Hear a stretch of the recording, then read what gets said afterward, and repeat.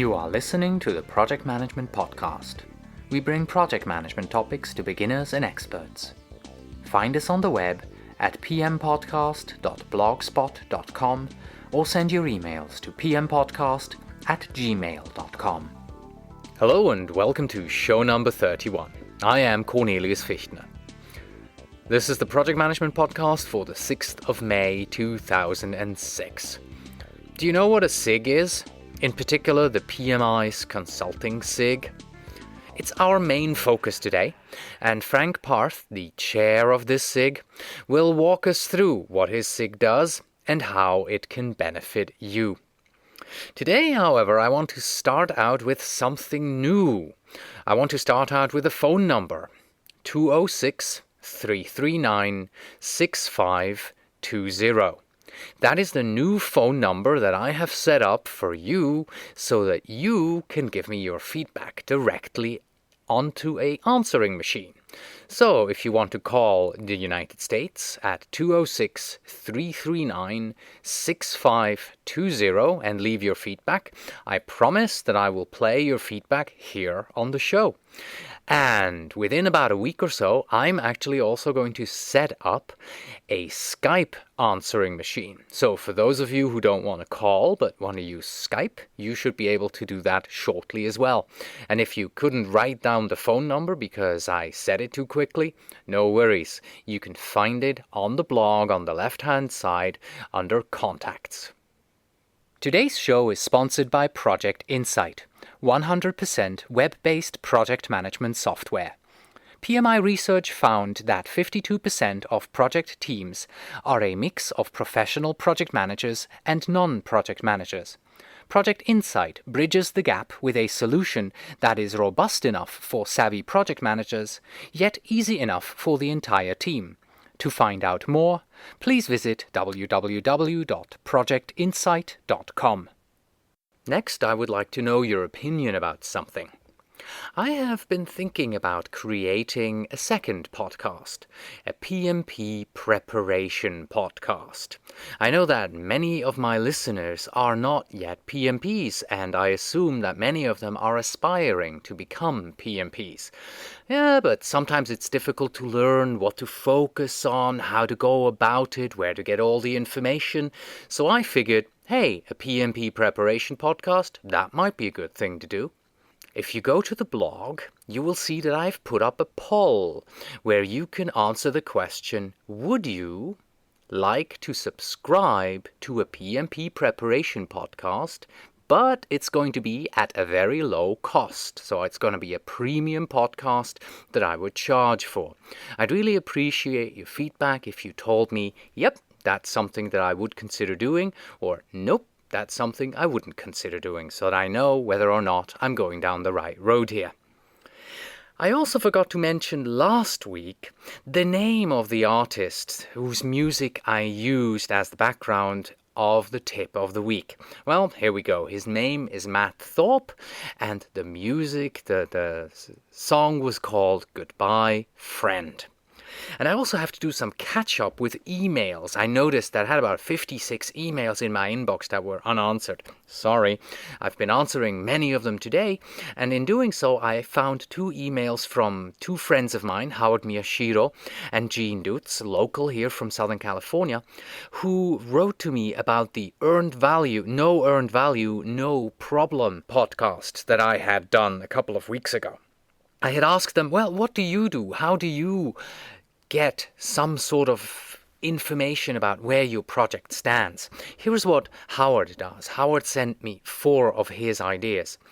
Well, first of all, if a sponsor doesn't want to sponsor the project, he says, you probably know that it's not such a good idea to get started in the first place. Then during the project, when your scope is being reduced by about a quarter or greater by the customer, you know that you're probably not in such a good position because you have to cut such a big chunk of your project in order to get it done on time. The third one, if your resources are pulled from the project, that is also an indication that your project is not on a high priority list and it may get cut. And lastly, the fourth of his list on his list is infighting. If there's a lot of infighting going on in the project, between projects, you know that you have to do something because something is amiss. The email from Gene, in his email, he doesn't really list any ways of measuring where your project is at. He talks more about good project management practices to make sure that your project doesn't even get into trouble. I'm not going to go into detail about his email. Instead, I'll be using his email in a future episode on that particular topic.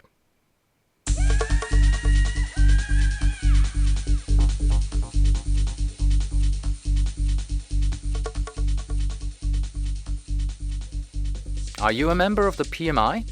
And did you know that the PMI offers its members free access to books 24/7 in regards to project management and related books? Well, if you're a PMI member, check out the link that you'll find on my blog. It takes you to books 24/7, and this is an online ebook bookshelf if you wish. And there the PMI makes it possible for you to read dozens and dozens of books about project management, business practices, you name it. They have about 12 categories for you available there.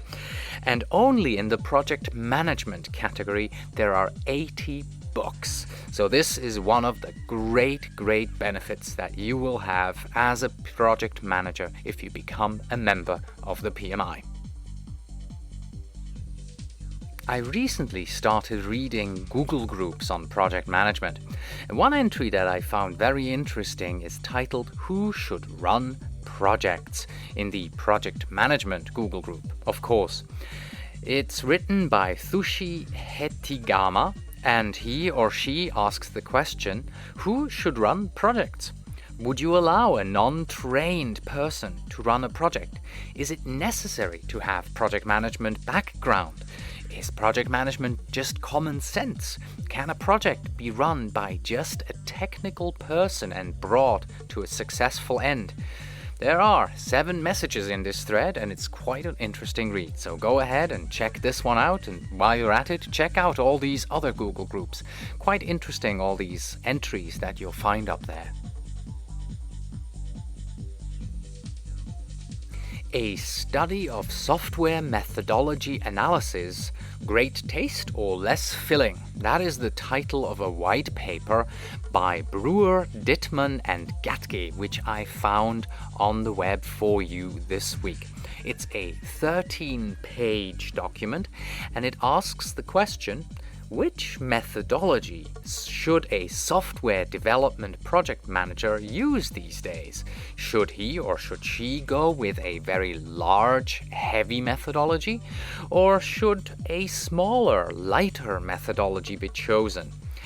They have a nice intro, great abstract. The only thing that I find a bit strange is in the process of doing this study, they really only compare 2 project management methodologies, RUP and Scrum. RUP being, of course, the big, heavy one, and Scrum being the small, light, flexible one. So you end up with statements like, well, the heavy methodologies have a lot of documentation, and the light methodologies only use little documentation. The heavy ones are plan-driven, and the small ones are changeable. The heavy ones have stable requirements, and the light ones have constantly changing requirements. This, to me, gives it a bit of a lopsided view. There seems to be no middle ground, and I would have appreciated it if they would have taken maybe a third methodology and included that in the mix. However, the 13 pages are a very interesting read, especially their decision trees. Even if you don't agree with the fact that they're only using 2 methodologies here, they're putting in decision trees. What they did is the study analyzed 9 characteristics that define a methodology decision. And for each of those 9 characteristics, they give you a decision tree that should help you come up with the appropriate methodology to use. For instance, customer relation. If you have co-located customer representatives, which are an integral part of customer relations, they say use a light methodology. If, however, you have contracts that are an integral part of customer relationship management, then use a more heavier methodology. So in this way, they go through all of these 9 characteristics, give you a decision tree, and then enable you to decide which way to go. And I guess if on 4 of these 9 you get a light one and on 5 you get a heavy one, you're probably going to want to find something that is really a bit in the middle. And the 4th and final item that I have for you in the helpful resources is a seminar. It's titled Knowledge Management in Complex Project Environments. They write, most knowledge management studies and initiatives take an organizational perspective. This presentation, however, takes a project-based perspective. Few would argue that a successful project relies to a great extent on the knowledge, skills, competencies, and wisdom of the members of the project team. However, the mechanisms by which these assets are effectively shared and exploited in complex projects for the benefits of the project and the project client are not well documented. And later on they say, explore how the nature and characteristic of projects impinge on how project knowledge is managed within and between projects, and discuss how the context in which a project is implemented also provides the basis for the sharing and transfer of knowledge either between the project and the parent organization or between multiple projects and the parent organization. Interesting topics. This sounds really like it's worth visiting. And it's worth visiting if you're in London. This presentation is going to be on May 18th in the London offices of the Patent Office. Of course, in London, in the United Kingdom. And that's our list of the usual helpful resources that I have for you. And as always, go to the blog at pmpodcast.blogspot.com, where you'll find 4 links to each individual item that I have just presented to you. Our main topic of today is the PMI's Consulting SIG. A SIG is a specific interest group, and the PMI offers membership in approximately 30 of these SIGs. There is aerospace and defense, automotive, e-business, government, information systems, manufacturing, metrics, pharmaceuticals, retail, students of PM, utility, and women in project management, etc., etc., etc. There is a SIG for almost everyone out there. And yes, today we are going to take a closer look at the Consulting SIG. Who are they? What do they do? And how do I become a member? And in order to do this, I returned to Frank Parth, who was on the show, I think about 3 or 4 weeks ago, about PMOs, the PMOs which he built. And I spoke to him about the Consulting SIG, of which he is the current chair. Now, Frank, to remind you, is the founder and president of Project Auditors, which provides services in project management training, education, and, of course, independent project audits. And as I have said, Frank has been involved in establishing 4 PMOs.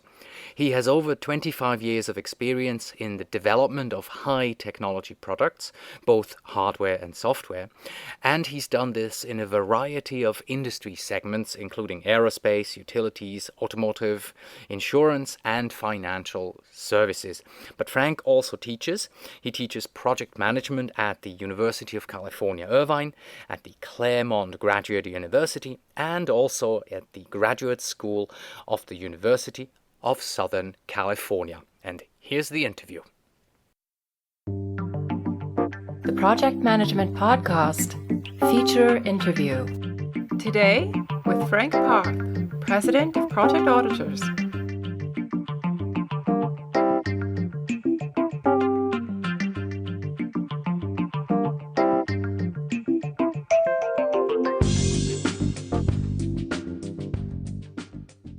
fellow project managers. I am once again in the home of Frank Parth, and while it was raining last time that I was here, today the sun is shining, as it should be in Southern California. Frank, welcome back to the show. Thank you, Cornelius. I really enjoyed it last time. Thank you very much. Well, today we're going to talk about the Consulting SIG. You began your career as a normal employee like myself. Yes. Why did you, in the end, decide to become a consultant, to have your own company? Several reasons. There's a lot more freedom to it. Mm-hmm. You can pick work that you're interested in actually doing instead of just what some manager tells you to do. The work is never boring, and you're never at a company long enough to get bored with what's going on. Every company is different, so there's always challenges involved in understanding the structure of the company you're working in and what the communications lines are. And even if you're doing something you've done several times before, like putting in a PMO, there are always new challenges to it. You don't get pigeonholed, you don't do the same thing over and over and over again. I've worked for major consulting companies before, and I just find that being on my own is just more interesting and more challenging. The downside of it, of course, is that in addition to doing the fun work, I also have to do the marketing and the sales and everything else. So right. That's and the if you don't do that, you don't get paid. Exactly. I'm totally dependent on my own efforts to get paid. Now, did you join the PMI before or after you became a consultant? It was actually about the same period of time. I left Martin Marietta Aerospace in the early 90s, 1993, and I think I first heard about PMI in 1994, before or just about the time I actually started up a consulting company. And did you join the Consulting SIG right away, or did that there take was some no time? Consulting there was SIG no back Consulting then. The SIG. Consulting SIG was founded, I think, 5 or 6 years ago. It's, All right. it's a fairly recent SIG. When did you first hear about them and join them? Well, when you renew and you go on to PMI site, they have a list of all the SIGs specific interest groups. Yes, so I just said, "Oh, that looks interesting," so I joined it. Apparently, a year or two after they first started up. Today, you're the chair of the SIG. Yes. What other positions did you do in the SIG before that? I was VP of membership before that. And what other volunteer positions are available for members of the SIG? Well, of course, we have our board of directors, and those are all volunteer positions. What we are doing and what we've really started in the past year is a strong volunteer group within the Consulting SIG, because of all the things we want to do. There's no possible way that 6 or 8 chairmen or vice presidents can do all that work. Yes. So we're depending more and more heavily on our volunteers to provide mentoring, to submit articles for the newsletters, to provide content for the website. We have an active volunteer program going right now. Let's go back to the basics. Okay. If you had to explain the Consulting SIG to somebody in, say, 1, maybe 2 sentences, what would you say? The Consulting SIG is a worldwide body of consultants who are seriously interested in developing their consulting skills and networking with other consultants. That's what we do. Where is the difference between the Consulting SIG and, let me see what it was called again, the Service and Outsourcing SIG? Because on the face of it, it sounds like they're pretty much trying to do the same thing.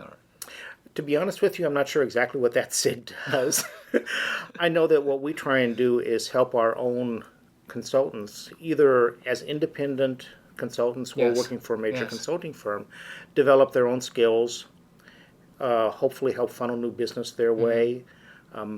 That brings me almost to a question that I had planned later on. So there is obviously a referral program. If I'm a company in need of a consultant, I can come to the SIG. Not formally, but we do have an initiative like that in work. We are working on that, yes. Ah, right. How does the SIG then define the term consulting? What does it mean? Well, we look at consulting as providing knowledge, skills, and experience to a company that they don't have in-house and that they only need for a limited period of time. Contractor know-how. Exactly. Special expertise. Yes. Okay. I'm a consultant. I become a member of the SIG. What benefits do I get from being a member of the SIG? As I mentioned earlier, the SIG is a relatively recent SIG. It's only a few years old, and we've had some growing pains in the past few years. Our previous chairperson, Jean Carey, and our previous vice president of communications, Jonathan Weitz, did an absolutely wonderful job rebuilding the infrastructure. We actually had a website that was down for a long period of time, and it was unmanageable, and we've completely rebuilt that. Now we've got a solid technology infrastructure. And the board, and we just had our first meeting of the new board back in February. The board has started some real initiatives to provide specific benefits to our members. Mohammed Iqbal on our board has started a mentoring initiative, and we've started gathering volunteers for that. We jointly host webinars with the Financial SIG on topics that are of interest to both of them, and I'm working with some other SIGs. I'm coordinating with them to jointly host webinars with them also. One of our officers, Drew Marshall, is developing a quarterly newsletter to send out to our members, and obviously we're looking for people to provide content to that. We used to have a consultants library on the website, and somehow that got lost in all the website transitions, so we're recreating that, putting up tools, templates, forms for people to use, so that'll be a benefit. I'm working with PMI Global Headquarters right now to see how we can create a consulting SIG specific time around a Congress for our members to do more than just get together one evening and drink wine or something like that, but maybe a day of seminars specifically by and for consulting SIG members. So I'm working with PMI on that right now. Some longer term items include a much better membership directory. Not right now you can find out who a member is, but you have to know the name and then type it into the directory. So we're working on that, but it's going to be a few months. And of course, the referral program that you mentioned The referral earlier. program is another long-term one. Yes, I would love to have a part of the website with all the independent consultants or any of the consultants. Tell us what your expertise is, what are your skills, what you can offer, what part of the world are you located in, and then companies can come to that and do a search if they need a consultant in a specific areas. Now that's going to take not only a lot of work, but a lot of marketing also to let companies know about that. One of the other SIGs that I belong to, as do you, is the PMO SIG. And they have a very active forum, and I would love to get that started on our website also. So that's basically some of the initiatives we have in work right now. Let me come back to the mentoring program that you mentioned, because both mentoring and networking to me sound like a very difficult task, because the SIG is worldwide. You have members probably on every single continent. How do you provide mentoring? How do you provide networking to people who are so dispersed? Technology is wonderful. Of course. Video conferencing. We have an 800. We use one of PMI's 800 numbers for our own conferences. We at every Congress we're trying to get together and have somebody representing the SIG there, and a SIG table if PMI provides that. So there's a number of things we're trying to do. But you're right, with a worldwide membership, it's very difficult to get everybody together. I went to the SIG's website, which is, by the way, consultingsig.org, if I remember that correctly. Yes. And it's password protected. I couldn't find anything, of course. All I get is the front page. Now, what kind of content is hidden if I had a password and I could get in? What would I find? Hopefully, what you will find as soon as we start reloading it are the tools, the templates, the networking opportunities, and all that. All right. Now, let's say I am a new consultant, a young consultant, and I become a member of the SIG. What kind of support can you give me to get my company started? So, for example, if you are a brand new member of the Consulting SIG and you say, okay, I've got a full-time job now, but I want to be a consultant. What do I need to do? And I was assigned as your mentor. I will give you some reference material to get started, some forms to use on simple, basic things like non-disclosure forms. We have templates like those available. If they were in the United States, I could share with them some of the legal structures for different types of small organizations, where to get insurance, and that type of thing. So we have a tremendous amount of knowledge and expertise in our membership. We just have to figure out a way to share it in a way that with the group out there. Exactly. Okay. Does a consultant in project management need any other skills than a full-time employed project manager does? Yes, you do, because you're not only acting as a project manager, you're a business owner. You need the marketing skills to keep the company with new business coming in. You need some accounting skills to keep track of all your expenses and make sure all that gets taken care of. You also have to know how to identify the client's expectations and how to satisfy them. When your next paycheck depends on your own skills and initiative, there's just a different mindset you have to have. How has the SIG helped you personally in your career then?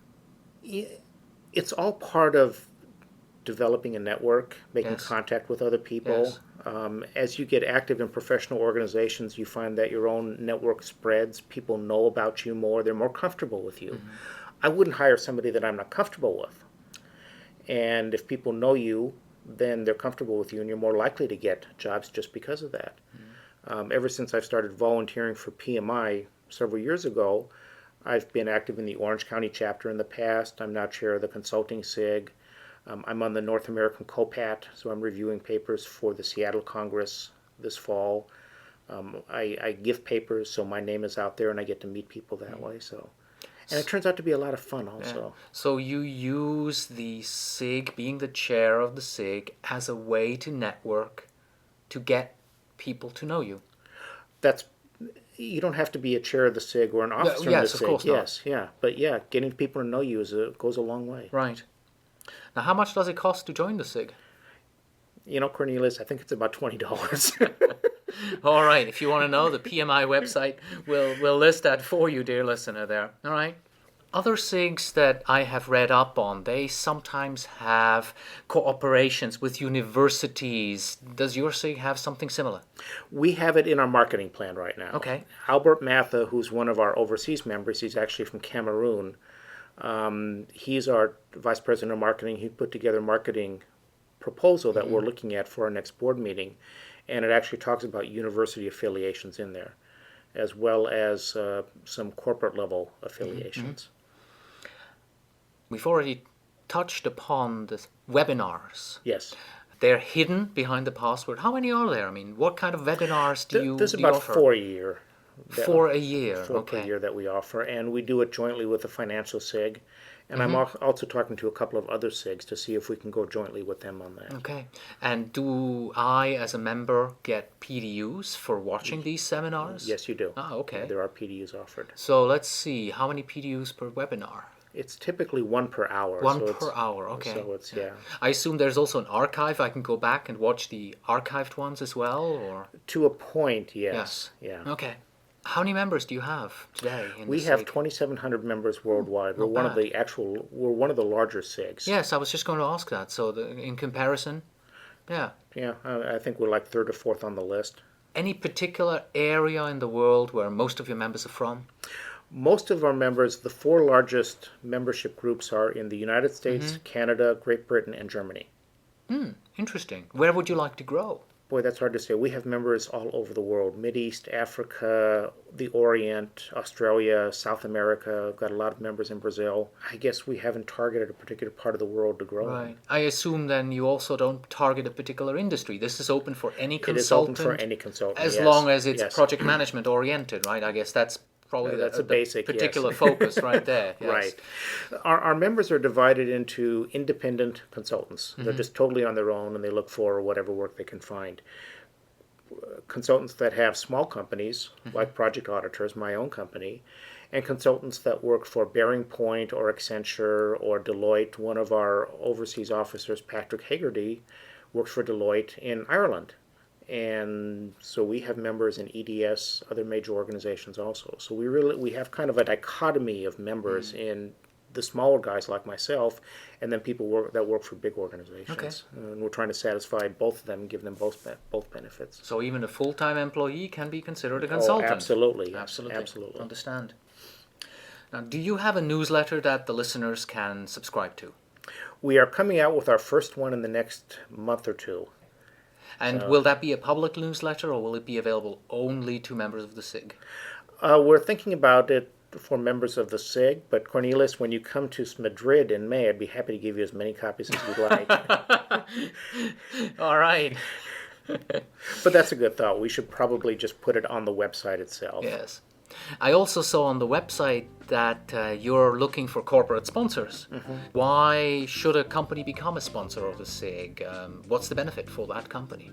Exposure, and certainly it gives them a point of contact if they need their own independent consultants to come in. Just because you're a large consulting firm, say Accenture, doesn't mean you have all the skills you need in a particular area. Sometimes you have to subcontract that, and we can provide that once we get our referral program up and working. But Microsoft has been a corporate sponsor of ours in the past. EDS has been a corporate sponsor. So, to sum it all up, why don't you tell the listeners and consultants out there why they should join the Consulting SIG? Well, they should join if they're interested in learning how to be a successful consultant or how to do it better even within their own organizations. Thank you very much. You're welcome, Cornelius. Thank you.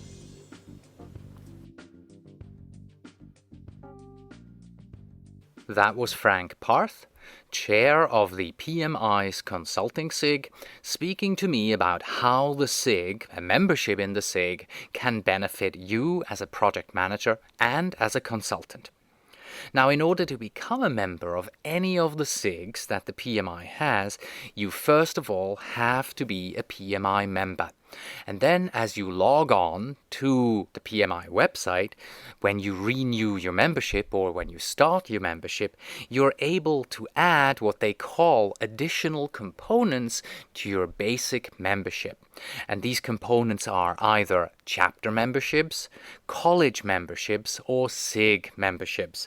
And as far as I was able to see, membership in all of the SIGs that I looked at was $20 a year. So it's not actually that expensive to do that. And a little tip from me here, if you're really needing PDUs, become a member of any of the SIGs that offer webinars, because the webinars are usually free to view by the members, and viewing a 1-hour webinar gives you 1 PDU. So here's a little how to get PDU trick from me. A couple of weeks ago, I got an email from Sai Prasad.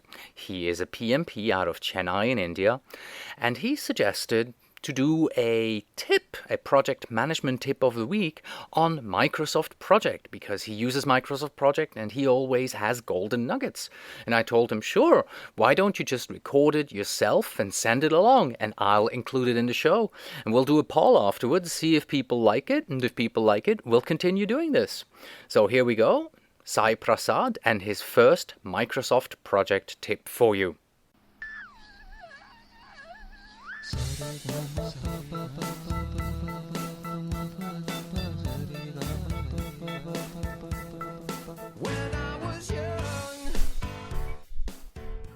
Greetings to listeners.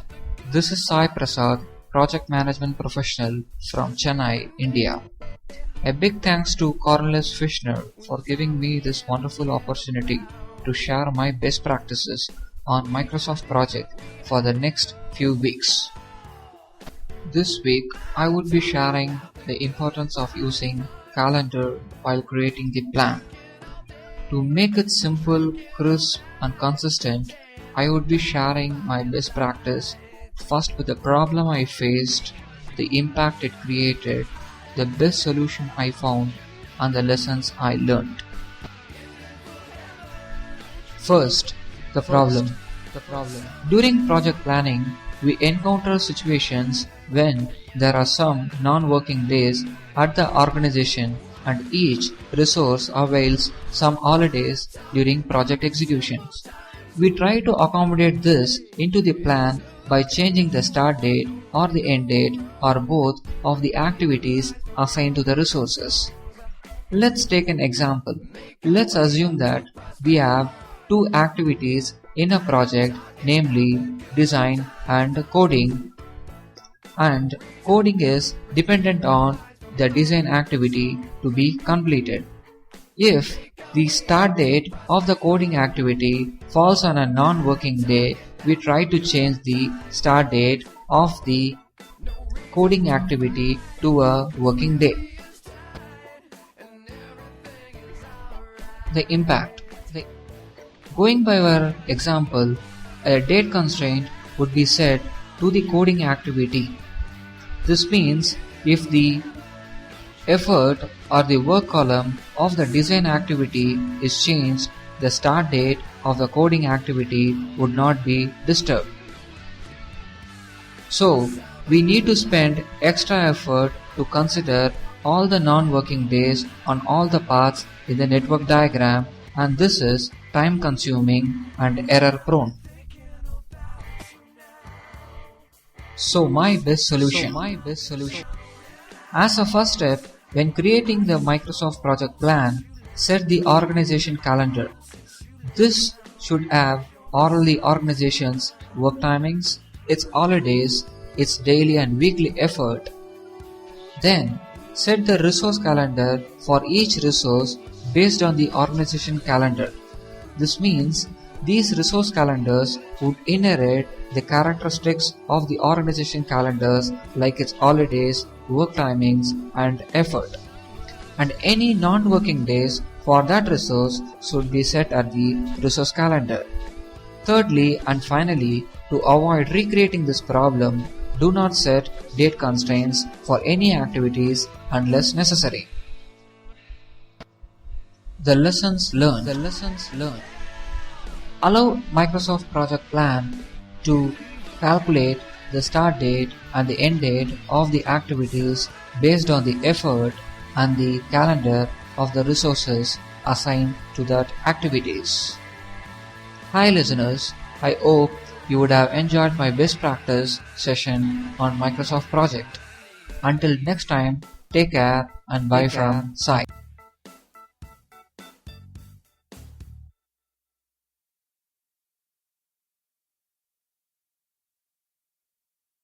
And that was Sai Prasad, PMP from Chennai, India, with his first Microsoft project tip.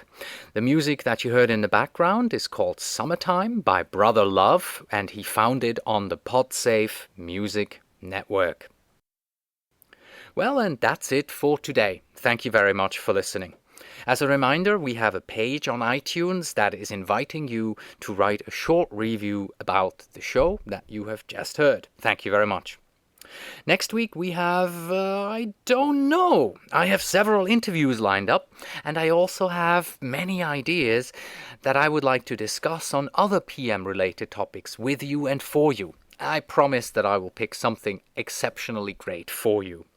As always, you can find us on the web at pmpodcast.blogspot.com, or you can send your emails to pmpodcast@gmail.com. And when you write, please tell me where in the world you are writing from. And finally, we have this. It's a list of the top 10 signs that show that you're a project manager, which I have found at projectsmart.co.uk. Number 10. You are becoming tired of having a social life beyond work. Sign number 9. Spending hours planning and replanning a Friday night out. Number 8. Thinking that Rommel would have been more effective if he had used the Gantt chart. Number 7. Using so much jargon, customers think that you're actually speaking a foreign language. Number 6. Organizing your life into milestones. Number 5. Setting time-based tasks for your family at weekends. Number 4. Buying a personal copy of Microsoft Project for use at home. Number 3. Giving regular progress reports to your other half whilst doing the decorating. Number 2. Creating a Gantt chart to plan your holidays. And the number 1 sign that shows that you're a project manager, referring to food at dinner parties as deliverables. With that, delegate the easy stuff. The things that you do well on your projects are the things that you should delegate to other people who don't have as much experience as you have. Hold on to those items that are challenging, that are difficult, because if you're able to satisfy those needs, then you will grow. Until next time.